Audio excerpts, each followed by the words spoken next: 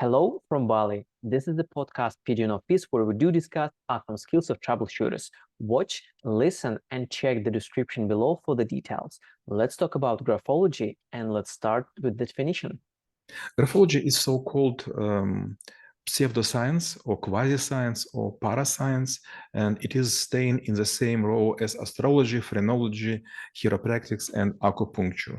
It was a time when people were trying to impress the frailins and the queens and some other people rotating close to the palace or castle, and it was such a kind of amusement. You will be asked to write something on the paper, and then special person with mysterious signs on the face will try to go deep into the writing and explain some aspects of your character. But for sure, it was not true. Yes, in School of Troubleshooters, we have some lectures about this, but very small part, like 30 or 35 minutes. And I explain that this was just like a show, but this was not true. Yes, there is several very closed subjects which is used in criminology, but they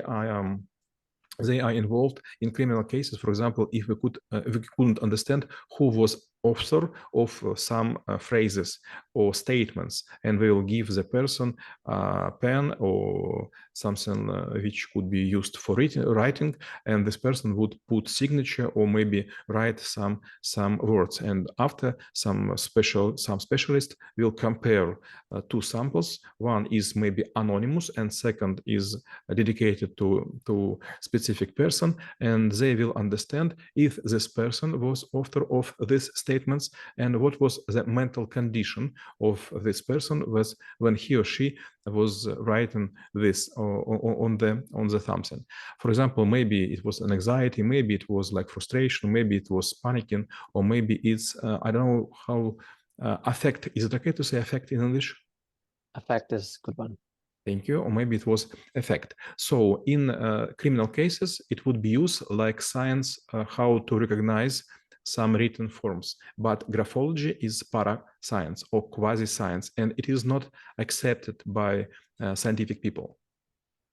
And actually, if you look into maybe more entertainment part, what I kind of feel about all of this kind of things, it's most of the time people would come to such people to hear good things and maybe like be surprised, and I put it into quotes, like how, you know, like how mysterious they are, how kind of like interesting threads they have, so no one still think about, but yet it would put like a very good bright on that. So whether graphology was created around that, or maybe to make it like more or less real, there were some unexpected things that also would let the people, you know, like get some sort of like a doubts or like maybe even arguing. You know, it was time without electricity, without entertainment, and without internet, without computers, gadget. It was almost nothing to do. And even if you will buy a book, it would be a great experience of your life. But the books wouldn't go daily, and you have not enough money to buy them. So if you have someone who could tell you what is inside of your mind, you would be quite happy. You know, it's very familiar to gypsy style when they will come and ask, would you know, would you like to know your fortune? But there are some principles which is used in graphology, and I will discuss them. For example, do you know why people were using, I don't know how to say, some special fields on the paper? When you was going to school, you will use the ruler, and then you will draw some special line, and you was not allowed to draw after this line. You know, the reason is mice, because it was a time when copybooks and other paper would be used as a food for mice. So people calculated that about 3 centimeters will never be eaten by mice. So you could write without any hesitation and without any, I don't know how to say, afraid of losing information. Well, this is interesting fact. Definitely, I cannot imagine how many actually kilograms or maybe thousands of kilograms of paper were wasted because of that. And if you look into those like principles that people would use, what might be the main things that actually would allow them to more or less not really predict, but at least point into familiar direction for a person so that they would more or less agree to them?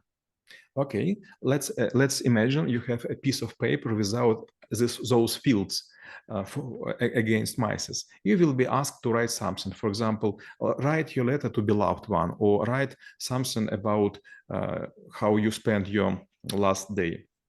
If you will go and you will make your text white, so this means that you are not afraid to lose information. So you do not use those fields. So I know how to say, легкомысленный, not deep person.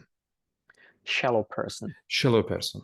Okay. When you will try to write from the left to the right and your phrase will go up, in this case, you're optimistic. So you're rising everything up. If you will fall down, you're pessimistic. If you will write very narrow and very close letters, I don't know how to say, but you are like a Scrooge McDuck. So you are, how to say it? Жадный, greedy. Greedy. You're greedy. If vice versa, just opposite, you will write in very large forms, so you are generous.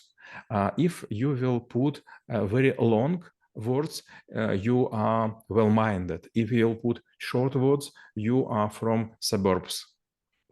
And maybe even for people who actually, like would try to do this exercise, probably at certain point of time, and this is like a slight step aside, they actually would be thinking about what the interpreter would think, and they would try to come up with like a micro hypothesis in order to fix this. So whether it's also might be some sort of like either usual or like a useful exercise for someone to actually do like a mental preparation and make sure that interpretation will be in their favor, or again, like people actually would just, like try to just expose themselves and see like how exactly it goes. Up to now, we were talking when, for example, you will write the letter and you will pass it to me and I will try to go deep in your mind. But it also would be used for another kind of communication. For example, you have a letter from your girl or from your wife and you have something in your thoughts. Maybe it's letter not such a pleasant, not such a lovely, and you hesitate. Is it person loves me? Is everything okay between us? And you will go and give this letter to another person to evaluate this. And this is very valuable service. So it's very easy to talk about you because I see your face, I see your clothes, and I hear how you talk, what kind of language and words and tone you use. But for example, if I will read the letter from someone abroad I have never seen, it's not such an easy thing. And in this case, you should use so-called words, phrases, or other text block with Barnum effect. We have already talking about this. Barnum effect, it's very useful when you pronounce something, for example, in a huge hall, and a lot of people will think, oh, okay, it's about me. Sometimes I write articles and suddenly I give feedback and a lot of people saying, it was about my life. You're so deeply, thank you that you remember my story. But I don't know those people and I don't know those story. So it was effect of Barnum. And if we look into the maybe, like usefulness aspect of this, maybe at certain point of time, we might be like surrounded, let's say like by business clients or, like someone at the party will be asked us to do this. So whether there is something that could be useful in this skill in order to apply in the modern days, especially when everyone is just using virtual keyboards.